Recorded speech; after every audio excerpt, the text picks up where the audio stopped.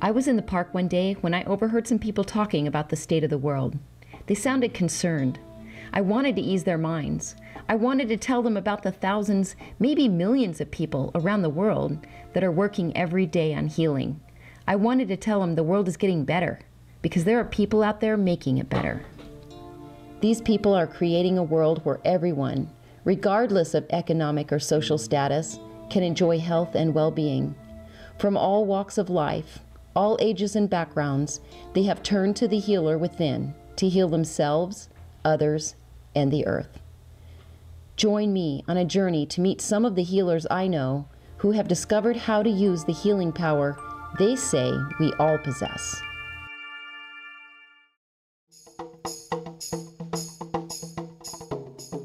Hooman doesn't consider himself a healer, but admits there are healing and transformational aspects to the work he does. I think you will agree his work is helping to heal on a global scale.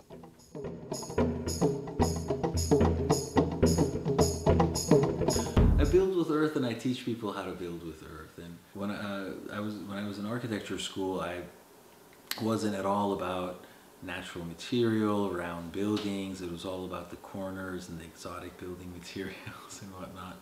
A few years after school, there was a disaster in Iran, and that's where I was born, and it really deeply moved me, and I felt like, oh, what a great thing it would be to be able to go back and do something and help with the reconstruction. And that research got me along to Cal Earth, and I met Nader Khalili, the founder of Cal Earth, and person who basically developed the technology. And he started his work originally in the 70s on ceramic houses and whatnot, and it led him later to developing the sandbag technology. That's what we really do now. Went down with the idea that I would train there for a few months, go to Iran for a few months, and then continue with my life. And I'm really glad that it didn't really work out, as so many things don't work out the way you plan them, and it's such a blessing. But I had the opportunity to do other work and really see the global need for housing and empowerment about housing and how abundant Earth is. And it just kind of like dawned on me little by little that I could probably do this full time. Just didn't think, I wasn't raised to want to shovel earth into bags in third world countries. I'm supposed to sit behind a desk, sign papers, wear a tie, air conditioning, that kind of stuff, or something to that effect. So it took a while to realize I could shift gear. And I've been doing it ever since, basically. It's been almost 10 years.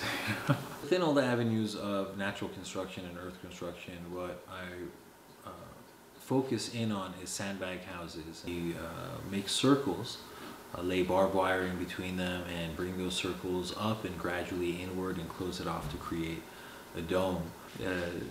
This technology has been distilled to offer strength and sustainability in a very simple building technology. And I've had the privilege of working with Cal Earth Institute and traveling on their behalf, and I travel let's say in third world countries. It's not necessarily to go there to build any number of buildings, even though 1 or 2 buildings get built.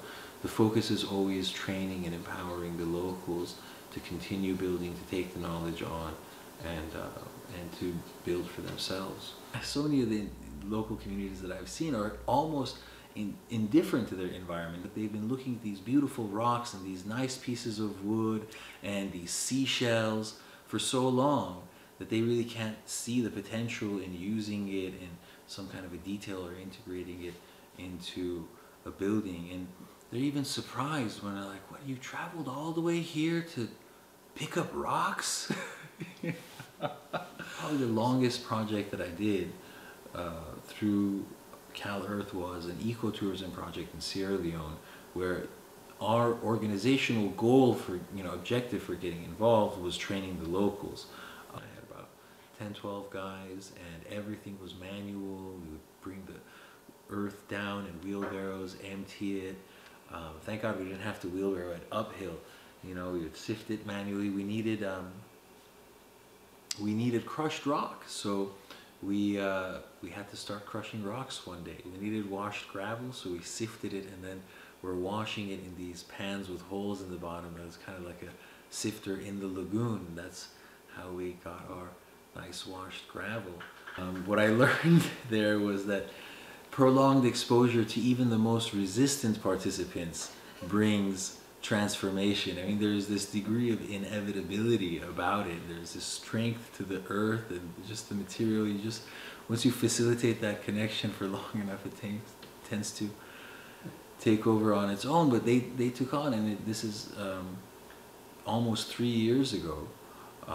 They continued building the season after the kickoff season, and they were training the visitors. So we are going to drink from the same cup to show the oneness, a symbol of oneness, of love, and everything, and harmony. But given all the circumstances, and given the lack of education, level of disempowerment in a country like Sierra Leone, the fact that we were able to show up in only 9 months, like, so many NGOs have been there 3 years, 6 years with certain types of objectives, and they're nowhere near anywhere. They've just been trying to like get their feet. So, for example, just to show up and to be able to reach 9 people, you know, transform them, no one will be able to take this knowledge away from them.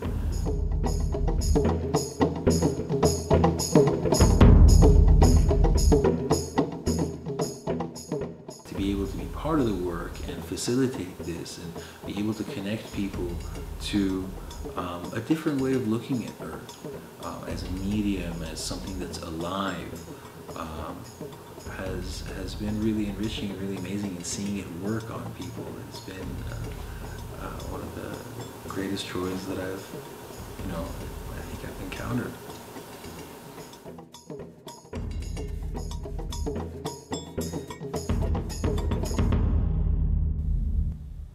Go to YouTube to see more episodes of Healers I Know.